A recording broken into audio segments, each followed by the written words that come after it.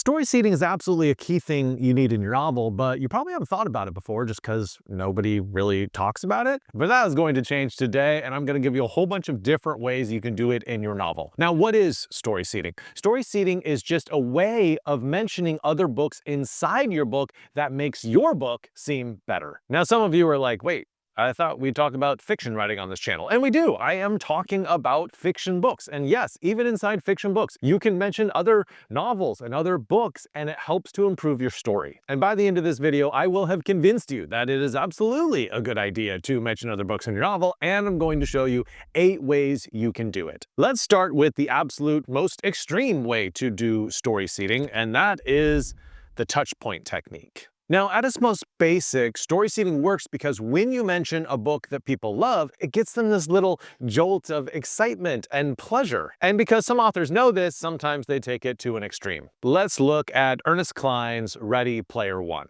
This is a book which is made up almost entirely of references to video games, to movies, to books. I mean, there are probably 80 sentences in the whole book that don't reference anything else. I mean, I'm exaggerating, but only slightly. He name drops Lord of the Rings and Dune and Hitchhiker's Guide to the Galaxy and Discworld and Harry Potter and even authors like Cory Doctorow and Kurt Vonnegut. And every time a book is mentioned that the reader loves, it gives them this little jolt of pleasure and connection. If you think about it, it's kind of like a cameo role in a movie. When you see an actor come in and you're like, oh, I really love that actor, and they have like a bit part in a movie, you love it. It's a nice little moment. That is exactly what story seeding can do for your novel. I also think that mentioning other books inside your book gives your book a kind of texture, a kind of connection. It sort of unifies your whole novel. Like in Ready Player One, obviously a lot of the examples that he's name dropping are what? They're sci-fi, they're fantasy. And so he's basically telling you like,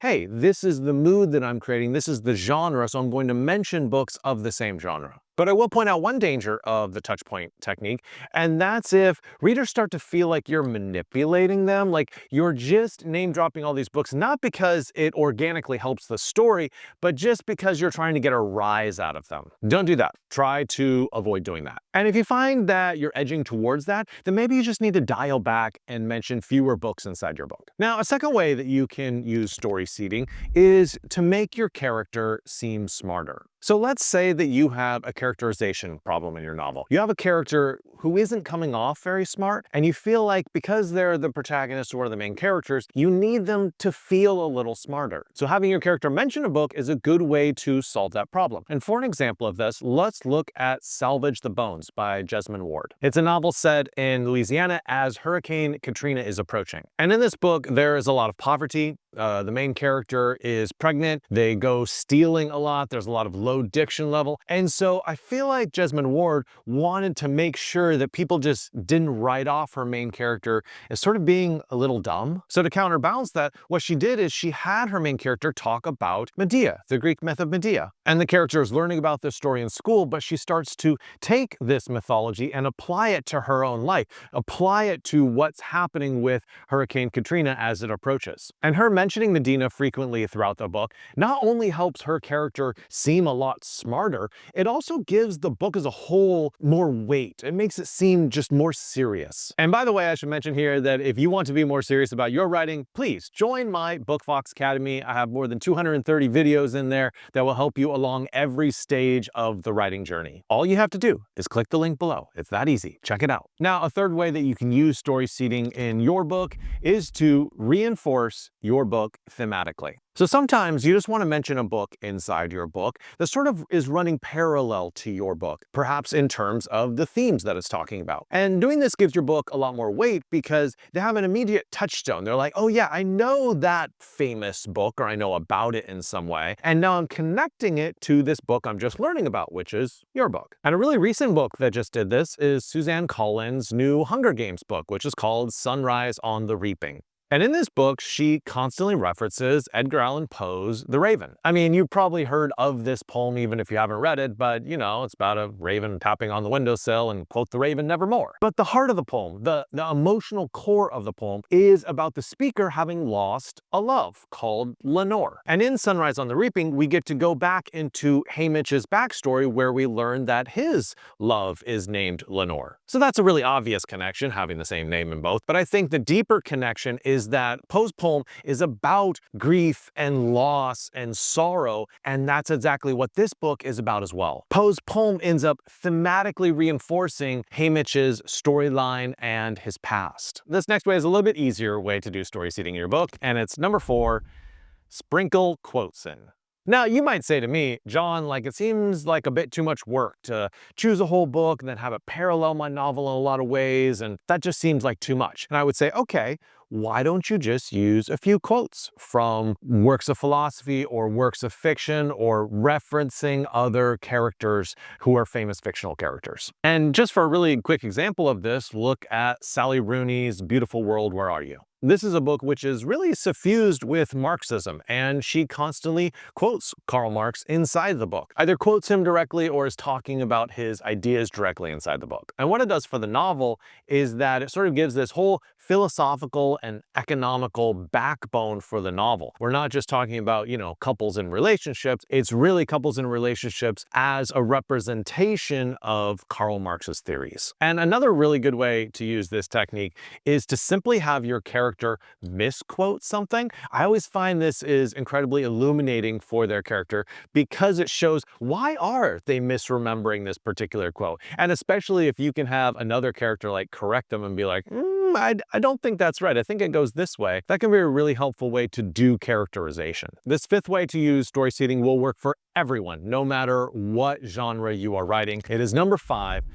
Even fake books work. So some of you might be watching this video and be like, you know what, my novel really isn't set in a universe that's similar to our own, so I can't use books. Well, the good news for you is that you don't have to reference famous books. Like you can literally make up your own books and drop them into your novel, and it works just as well. So look at an author like Roberto Bolaño, who wrote 2666, and he makes up all kinds of fictional novels inside that novel and references them, like The Leather Mask, Luthea, and The Blind Woman. These are fictional works by a fictional author inside the novel. And what's very interesting is he often names them alongside real books. So it's this nice blend of the fictional and the real inside the novel. And another good example would be Jorge Luis Borges, where a lot of his short stories have at their very center a fictional book. An examination of the work of Herbert Quain is basically a short story about a fictional author. The Approach to Al-Mutassin is a review of a fictional book. Or look at Talon Upar Orbis Tertius. This story is about the discovery of an encyclopedia of this imaginary world called Talon. So the great thing about using fake books inside your novel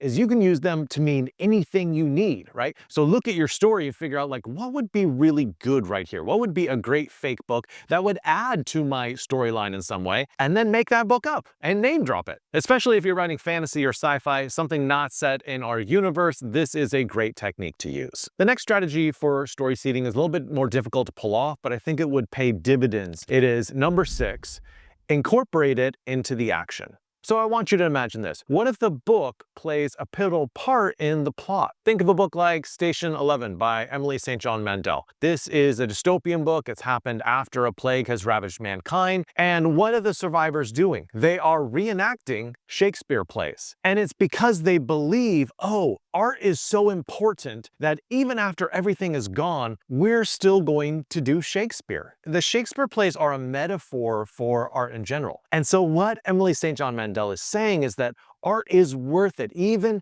after the apocalypse has happened, art can save us. It can redeem us in some way. They're so nostalgic for the world that they lost. They're nostalgic for iPhones and for television and for like ice cream and all the wonderful stuff that they've missed. But they're saying, okay, what can we keep alive? We can keep Shakespeare alive. We can keep art alive. We can keep a little bit of our history alive. So in your book, look at making a famous novel or play or poem absolutely integral to the entire plot of the book. A 7th great strategy for story seeding is to just borrow the culture. So Donna Tartt's The Secret History has a very strong connection to Greek culture, specifically the classics like the Iliad, Oedipus Rex, the Odyssey, stuff like that. And what she does is she takes that Greek culture, their absolutely wild parties, their crazy drinking, their bacchanalian rituals. She takes that and she has the characters reenact those sort of things. Like she brings that Greek culture into the modern day and shows these characters doing those type of things. You know, Zadie Smith in her book Changing My Mind, she said that when she gave gave feedback on her students' work, she would always try to compare their work to famous works of literature. And she did that because she wanted them to feel connected to the whole stream of literature, to feel like they were part of something. And I think a strategy like this, where you take famous works of literature and incorporate into your book, is doing something similar. When your book is in conversation with a much more famous book, what it does is it elevates your book. It gives it more heft and it gives it more weight. And if you've read Donna Tartt's The Secret History, then you know that borrowing all that Greek culture has a big effect on the plot, just like our point with point number 6. And for our last point on how to do story seeding well, let's look at number 8, offer hilarity. So when you reference other books, sometimes you can do it in a really funny way. Now, I'm going to give a really silly example here, but I do think it applies to novelists, so hang on. There's an ongoing joke in the South Park universe that whatever they can come up with, The Simpsons did it already. Like they were trying to generate an idea for an episode about the sun going out. And then they figured out like, oh, The Simpsons already did it. So finally, they ended up shooting a whole episode called The Simpsons Already Did It. And it features this ongoing gag that The Simpsons have done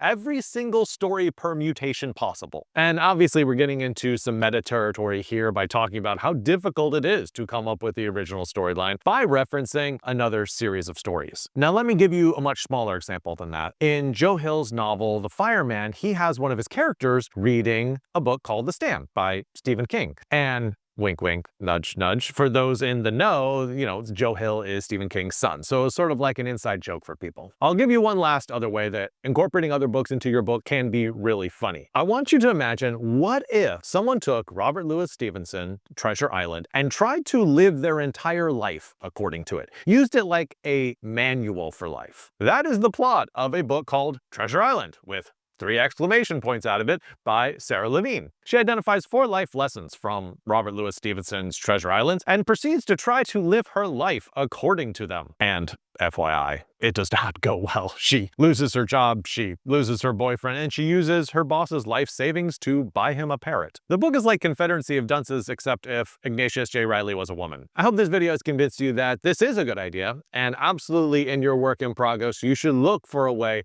to incorporate other books in there. Also, if you like this video, make sure to subscribe to Bookfox Academy, because I got a lot more videos that can help you along the writing journey. Happy writing.